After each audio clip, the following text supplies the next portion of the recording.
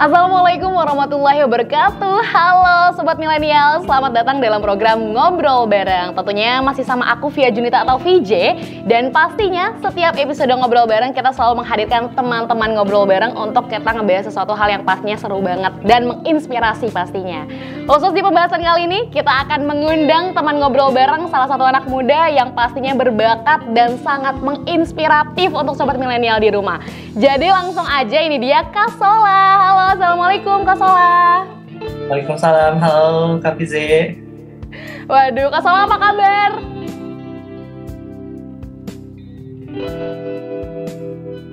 Halo Kak Sola. Iya, halo. Apa kabar? Alhamdulillah sehat. Kak Fize gimana kabarnya? Alhamdulillah sehat, bersama kru di sini juga alhamdulillah sehat-sehat dan pastinya semangat nih buat ngobrol sama Kak Sola, salah satu anak muda yang luar biasa banget pastinya. Aku udah kepoin banyak gitu Instagram Kak Sola, waduh luar biasa banget, sangat menginspiratif, konten-kontennya luar biasa. Tapi mungkin sebelum ngebahas soal apa yang mau kita bahas di episode kali ini, pengen tahu dulu dong Kak Sola sekarang lagi sibuk apa sih?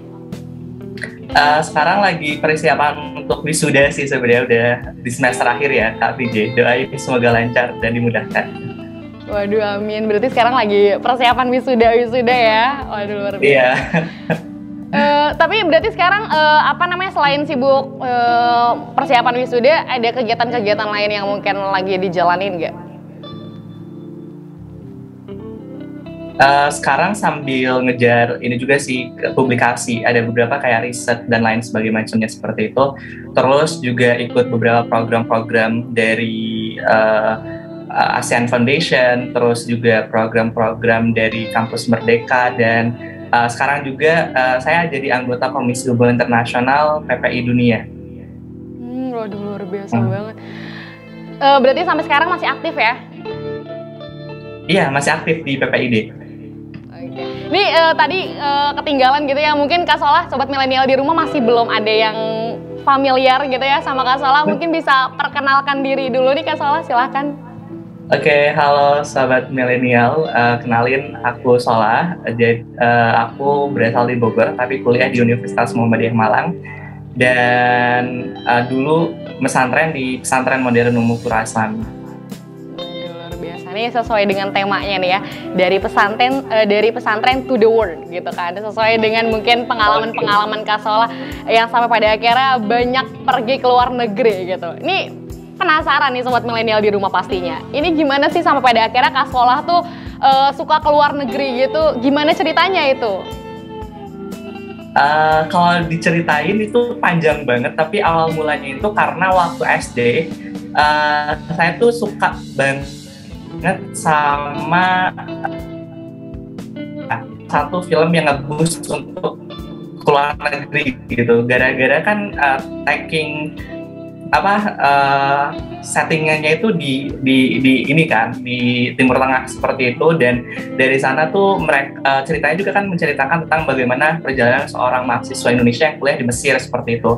Nah dari sanalah kemudian waktu SD itu punya mimpi akhirnya kayak, aduh bisa nggak ya kuliah ke luar negeri seperti itu. Kemudian pas mondok kemarin juga alhamdulillah punya circle atau lingkungan yang suportif banget gitu, banyak banget alumni-alumni yang memang kuliah ke luar negeri juga, dan dari sana akhirnya termotivasi untuk bisa seperti itu. Salah satu mungkin motivasi yang paling kuat adalah dari Kiai, karena Kiai setiap apel bulanan seperti itu pasti menceritakan alumni-alumni yang sudah keluar negeri, alumni-alumni yang berprestasi.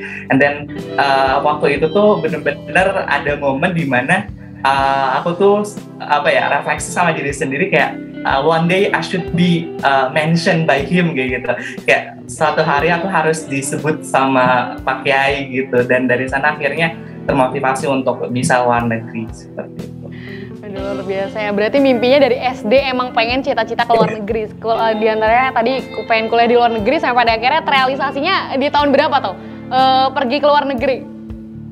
Pergi ke luar negeri pertama kali itu tahun 2017 setelah mondok. Jadi aku lulusan tahun 2017 tapi gap year karena ada pengabdian. Nah, ketika pengabdiannya itu tuh setelah ditolak beberapa kali dari universitas, kemudian juga beasiswa, Nah, selama pengabdian itu aku refleksi diri banyak banget, kayak mengevaluasi diri, karena kayak ngerasa loh kok capek-capekin aku selama SMA, selama mondok itu kok nggak ada buahnya nih, gini kok aku ditolak kayak gitu. Akhirnya dari sana nyoba untuk nyari-nyari program, dan kebetulan ada salah satu temen yang nawarin salah satu program pertukaran pemuda gitu ke Jepang. Nyoba-nyoba, dan alhamdulillahnya mungkin rezeki lulus. Nah, jadi Desember tahun 2017, tanggal 17 Desember, masih inget banget tanggalnya juga. 2017 itu akhirnya pertama kali naik pesawat, dan pertama kali naik pesawat itu langsung ke Jepang, dan alhamdulillah itu benar-benar pengalaman yang addicted ya, ibarat itu kayak bener-bener nagih gitu. Kalau ke luar negeri dibiayain itu benar-benar nagih, karena selain mendapatkan pengalaman untuk healing, traveling, dan lain-lain, tapi kita juga dapat banyak banget network, terus kita juga dapat banyak banget pengalaman khususnya untuk bisa menjadi pemuda yang lebih toleran mungkin ya terhadap perbedaan gitu, terhadap multikulturalisme yang ada di dunia gitu. Berarti 2017 pergi ya, pertama kali negara yang dikunjungi berarti Jepang ya saat itu ya? Iya, benar. Itu ngapain Kak? Di sana di Jepang tuh apa? Ada, maksudnya dari beasiswa itu ngapain aja tuh di sana Kak? Programnya itu kurang lebih ada 10 harian, dan di sana tuh kita ada konferensi, kemudian juga kita ada lomba paper, dan alhamdulillah grup saya juga jadi best paper. Waktu itu kita ngusung sebuah ide audio publisher, karena banyak sekali tunanetra yang ada di Indonesia yang mereka tuh kayak minim banget untuk buku, misalkan kayak satu buku karya siapa gitu udah publish, dan dia udah dicetak, tapi untuk tunanetra itu buku khususnya itu kan lama ya, kayak beberapa bulan atau bahkan tahunan baru terbit seperti itu. Akhirnya untuk meminimalisir kesenjangan tersebut, kita akhirnya come up sama ide yang namanya audio publisher. Nah, dari sana alhamdulillah kita mendapatkan kategori sebagai best paper grup saya, dan selain kompetisi bikin paper itu business competition, business plan competition, kita juga ada konferensi dari banyak banget pembicara-pembicara. Salah satunya itu Profesor Hisanori Kato. Beliau juga udah pernah ke Indonesia, dan buku beliau juga banyak banget yang menceritakan tentang Indonesia. Dan kita juga ada kunjungan-kunjungan ke kampus-kampus kayak Waseda University, Sophia University, seperti itu. Luar biasa banget. Tapi itu gimana sih Kak proses-proses masuk beasiswa sampai pada akhirnya ke Jepang itu gimana? Proses penyeleksiannya, dan gimana itu dapat info beasiswanya sampai pada akhirnya punya informasi beasiswa itu? Ini sebenarnya sedikit plot twist ya Kak, karena jujur waktu itu tuh saya sama teman saya yang punya info itu, kita waktu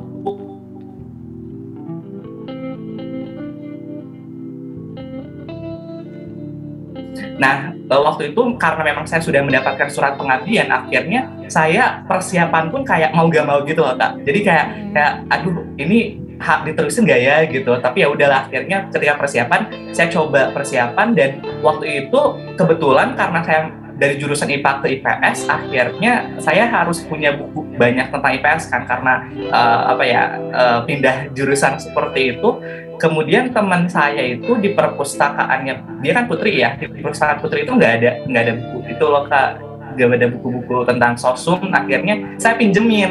Nah, yang dipinjemin itu dia yang ngasih informasi. Jadi pas dia ngasih informasi, akhirnya saya coba tuh. Proses seleksinya itu online, jadi pemberkasan kayak ada pertanyaan-pertanyaan esai kayak kenapa kamu harus dipilih, kemudian apa motivasi kamu, apa yang akan kamu pelajari di Jepang, dan lain sebagainya, dengan modal skill bahasa Inggris. Kayak lulusan SMA gitu ya, dan saya juga belum pernah punya pengalaman luar negeri sama sekali, belum punya paspor waktu itu. Jadi kayak ya udah, dengan bener-bener kayak ya udah bener-bener genuinely seorang fresh graduate SMA yang baru pertama kali mendapatkan pertanyaan-pertanyaan tersebut, ya udah saya jawab dengan seadanya. Tapi alhamdulillah keterima. Sabar karena dengan beberapa kegagalan ya Kak. Waduh, itu prosesnya luar biasa banget ya pastinya Kak Solah. Ada nggak cerita-cerita unik seputar perjalanan ketika memasuki proses beasiswa itu? Perjalanan uniknya mungkin kalau selama proses beasiswanya sebenarnya nggak terlalu ini ya, karena kalau dibandingkan dengan beberapa program yang saya dapatkan yang lain, yang Jepang ini yang paling mudah Kak, karena memang kayak saya juga nggak tahu kenapa saya kepilih gitu. Cuman mungkin kalau ada kisah uniknya mungkin setelah diterimanya, karena di sana proses pembuatan visa, kemudian juga proses pembuatan paspor. Saya 2 kali tolak untuk buat paspor, dan bener-bener nangis gitu waktu itu, curhat ke orang tua, dan akhirnya kayak bener-bener udah mau nyerah aja deh gitu. Tapi alhamdulillahnya berangkat juga, dan di sana kan posisi lagi pengabdian, lagi jadi guru juga di pesantren, dan akhirnya harus kayak bolak-balik minta izin ke pengurus pusat untuk tidak ngajar, kemudian juga untuk kayak izin untuk beberapa hari berangkat dan lain sebagainya. Tapi kan ini juga bawa nama pesantren, akhirnya mereka juga setuju seperti itu. Tapi dari pihak pesantrennya sangat suportif ya, maksudnya apalagi mungkin kan kayak biasanya kan kalau dia pesantren tuh kan ke negaranya mungkin Turki gitu kan, apa Mesir dan lain sebagainya gitu-gitu. Ini Jepang gitu, agak gimana agak kontradiktif gak gitu, misalkan pesantren kok ke Jepang gitu, apa suportif justru? Alhamdulillah selama proses juga mereka suportif banget, dan kebetulan juga mereka sangat-sangat membantu gitu ketika contohnya kayak misalkan waktu itu saya kan belum pernah punya pengalaman bikin paspor dan nggak tahu kayak bikin paspor tuh step to stepnya seperti apa. Kebetulan juga ada alumni dan beberapa ustadz yang ada di saran seperti lokal, jadi kayak coba hubungin ini deh untuk pembuatan paspor biar lebih mudah, dalam artian kayak step to stepnya biar lebih paham, karena mungkin ada beberapa perbedaan di tahun 2017 dengan tahun-tahun sebelumnya dalam pembuatan paspor, kemudian juga ketika pembuatan visa dan lain-lain.